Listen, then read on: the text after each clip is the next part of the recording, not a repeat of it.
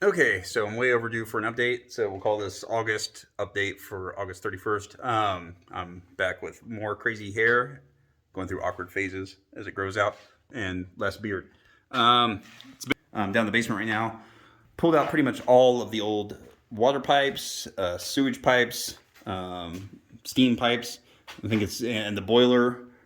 So about 6 tons worth of metal and steel. Um, and we've been running electricity like crazy. So Lori and I have been down here running all of our wires. Just had an inspection today, and we got cleared for turning service back on. So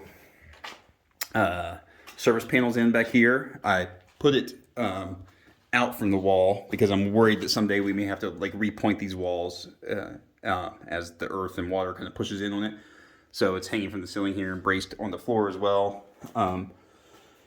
And we hired out we decided to go with a propane furnace and propane water heater, and they're installing the ducts now for that. So it's coming together. That's also it has a air conditioner coil in there. So the first floor will have that cycling, and we're going to have a ceiling fan upstairs that pulls everything up. As you can see, I've started running some of my pipes initially for what's going to be sewage over here and here. But yeah, everything. So this is a clean slate. All the asbestos is gone and everything. We were able to find a place up in Syracuse that would take that. And here's tons of the scrap metal here and piles of scrap copper over by the truck. Inside the house, there's just a few corrections we have. So decided to go ahead, as I had mentioned in the last video, we're going to go ahead and hire out drywall as well. So that's coming in next week. Got the initial okay from the plumbing inspector and the electrical inspector. I have a few minor corrections to make on this wall. As crazy as it is, I have like 6 circuits in this kitchen now. There's one for each outlet on both walls. There's a dishwasher. There's a garbage disposal. There's a microwave plug over there. There's a dedicated refrigerator plug. These are all 20 amps. But according to our inspector, he said you cannot have, this was going to be for the hood vent, a junction box, and he said that because in a Ray model somebody may choose, or we may choose to put a microwave up there, it has to have a dedicated circuit. So I had to pull that out and fix it, just take a picture. He's happy with that. But you can see I furred this wall out to get flush here so I could run all my outlets and set drywall on there straight. And we've tore down, I don't think I showed this, tore up like 20 layers of flooring and linoleum and plywood that had 8,000 nails in it, and got that all out of here. So we bought new flooring. I'll be putting that in probably here in the next few days and running all my plumbing and finishing the electrical and flooring are the priorities before the drywallers come in about, I think, 7 or 8 days. All the rooms are finished with electricity except for our stairwells, or actually one of our stairwells, and this guest bedroom, which is still a nightmare for me because I have to get this ceiling fan and this wall. Getting ceiling fans in has been a giant nightmare because I left all the ceilings intact except for in Griffin's room. So we've had to find very creative ways to fish cables through and still drill through all the joists inside and behind the ceiling. So it's taken forever. These old work fan hangers are awesome. They basically, I showed pictures of them previously. You unscrew them into the joists through the hole, and they've got spikes on the ends that dig in, and they're rated to hold 150 pounds. So those are awesome. I've got to add one outlet over in this corner, and the biggest mistake, so for confession time, one, when we first moved up here, because it's so hard to get electronic components, I bought a panel and I bought all of my breakers for the house, and it took forever for them all to come. Now I've got like 26 breakers between 15 and 20 amps. They're GFCI, AFCI, plug-in neutral combined breakers. About a week ago, I went into the garage to start putting them together to figure out how they worked, and realized that I had a Square D Homeline panel and the Square D quick open breakers. They're not compatible. So I panicked, and initially I thought, well, crap, I got to go get all, new something, and that's going to take forever. We won't make our timeline for trying to get in the house. Then I decided to try to find a panel rather than try to buy 24 new breakers and be out. I think the breakers themselves are like $1,600. So we called around every Lowe's, Home Depot, electrical supplier. Nobody had any in stock for the kind of the Square D quick open, and finally found one down in Binghamton. So we drove down there about an hour and a half and picked that up and brought it back here, and that's what you saw downstairs. So, yeah, I'm trying to remember what else I've shown. I don't think I should. I started in the basement, so I'll go out and show you the meter socket. Now let's do the rest of the house first. I'm trying to remember what I showed last time.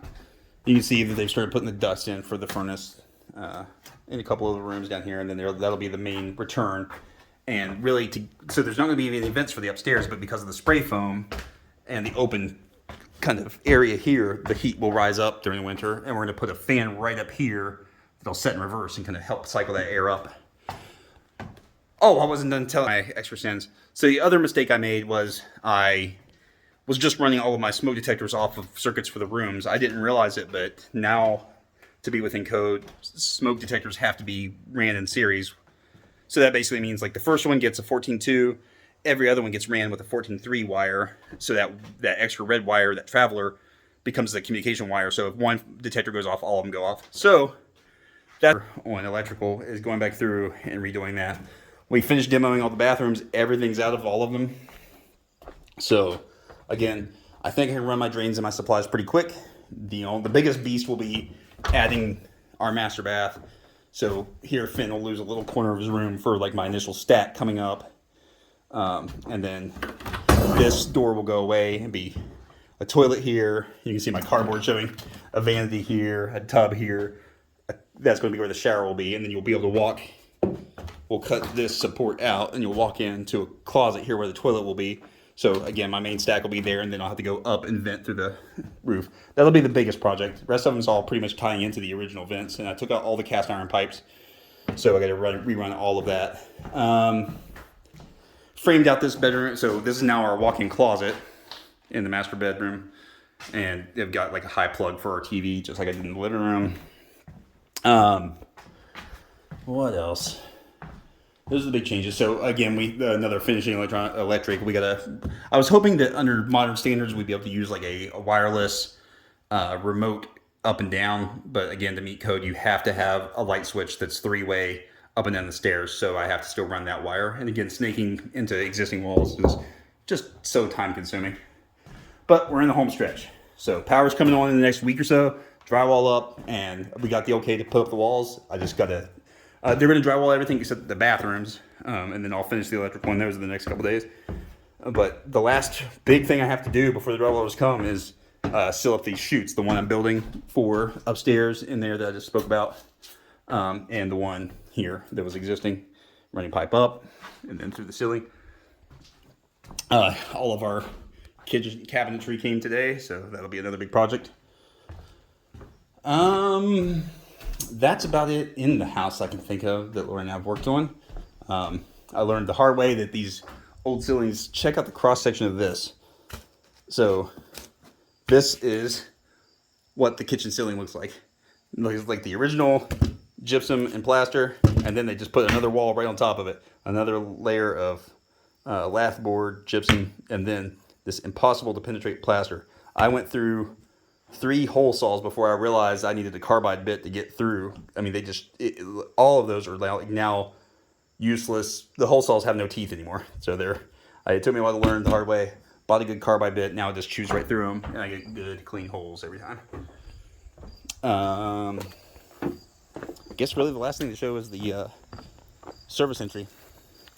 That was just a lot of learning lessons there. So, I've still got electrical sins to confess. So the other big mistake I made was, well, it's better if I just show it. So I'll walk around and then I'll finish the video. Figure it's been over a month. Do a 10-minute video, 10, 12. Okay, so replaced everything. I just now finished. I had one correction today during the inspection for the ground, so I just fixed that and buried it. So what you'll see here is I got a meter socket, right, for 200 amp service. But I thought I was helping myself by getting a combo that has 4 breakers on it. Once I started reading, I realized what I had effectively done was made now my main panel for my house is no longer a main. It's a sub panel. So that means, you know, you can't bond the ground and the neutral, so it changed everything. So I shouldn't have used 3 service wire conductor as my feeder. I need 4 wire, so I need 442 wire. So now this all gets to come out. I'll do that probably tonight or tomorrow, and rerun the wire that I had to call around for 9 different stores today, and I finally found some. So I got 14 feet of new wire. I got to pull this, pull the brackets off, pull it back out of the hole, pull it out of the panel inside, and rerun. And then this is done. But pretty easy. I went for some extra credit and put some conduit around my ground cable just to make it look a little better.